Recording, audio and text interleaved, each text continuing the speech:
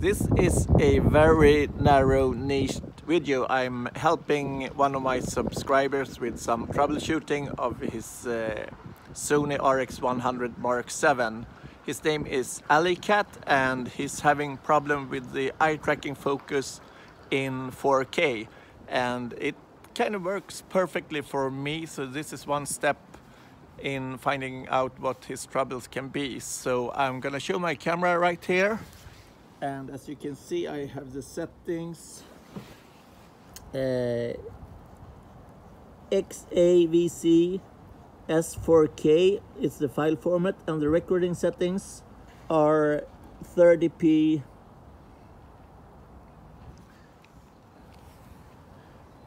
And when I'm shooting with these settings, I hope you can see that it's tracking my eye perfectly. I can move it back and forth a little bit, and it's still not losing the eye.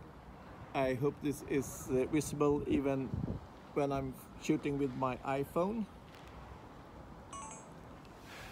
I want to apologize for the bad sound. I am shooting with my iPhone and using the internal microphone, and it's somewhat windy today.